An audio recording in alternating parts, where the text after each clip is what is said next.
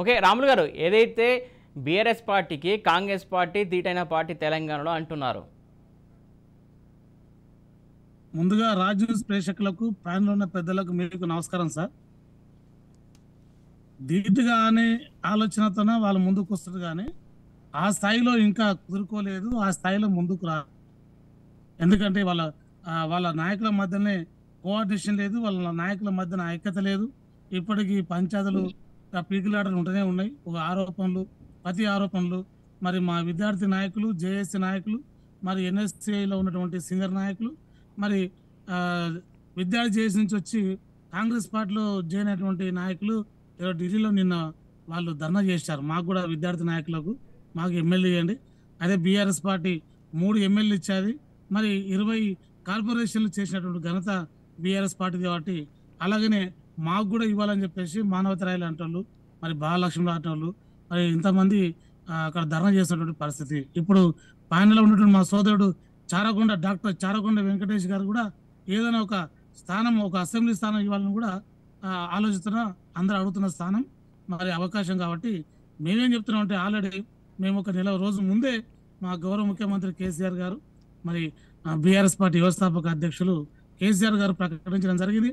మరి ఎక్కడెక్కడైతే నియోజకవర్గంలో అసమ్మతిగా ఉండి మరి వారు కూడా మేము ఎమ్మెల్యే కావాలనేటువంటి ఆలోచనతో ఆశతో ఉన్నట్టు వారు కూడా సముదాయించి వారు కూడా కార్పొరేషన్ పదవులు ఇవ్వడం, మరి ఎక్కడికక్కడనే మరి ఏదైతే వ్యతిరేకత విధానం ఉందో దాన్ని రూపుమాపడం జరిగింది. మరి రేపు 15వ తారీఖు రోజున మా గౌరవ ముఖ్యమంత్రి గారు మరి ఖచ్చితంగా మరి రేపు బీ ఫామ్ కూడా ఇచ్చేటువంటి అవకాశం ఉంది. అదే రోజున హుస్నాబాద్లో బహిరంగ సభతో స్టార్ట్ చేయడం జరుగుతుంది. కాబట్టి ఇవన్నీ కూడా అంశాలు ఏంటంటే ప్రజా సంక్షేమ విధానాలకు, ప్రజా అభివృద్ధి విధానాలకు ఎప్పటికి కూడా బీఆర్ఎస్ పార్టీ, కేసీఆర్ గారి ప్రభుత్వం ముందంజలోనే ఉంది. అప్పుడు ముందంజలో ఉంది, ఇప్పుడు ముందంజలో ఉంది. రాష్ట్ర సాధనలో కూడా పోరాటంలో మేమే ఉన్నాం.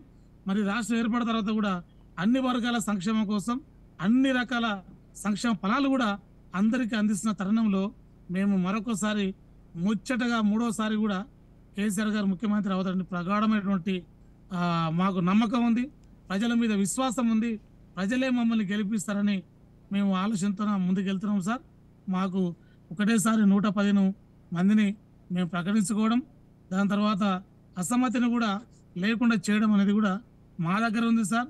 ఇప్పటి వరకు కూడా కాంగ్రెస్ పార్టీ కావచ్చు, బీజేపీ పార్టీ కావచ్చు, వాళ్ళు ఇప్పటివరకు కూడా ఒక మొదటి లిస్టు కానీ, 2వ లిస్టు, 3వ లిస్టు అంటున్నారు. అది కూడా ఇంతవరకు వాళ్ళు మరి జాబితాను కూడా ప్రకటన చేయలేదు. అంటే మరి వారు ఏ స్థాయిలో ఉన్నారని కూడా మనం గమనించాల్సిన అవసరం ఉంటుంది. వాటి ముమ్మాటికి మరి ఆనాడు కానీ, ఈనాడు కానీ, రేపు కానీ ఎప్పటి కూడా గులాబీ జెండా మా గుండెల నిండా అనేటువంటి ఆలోచిస్తున్న ప్రజలు ఉన్నారు. ఈ దిశగా మేము ప్రయాణిస్తున్నాం సార్. ఓకే రాములు గారు, మీ దగ్గరికి వస్తా.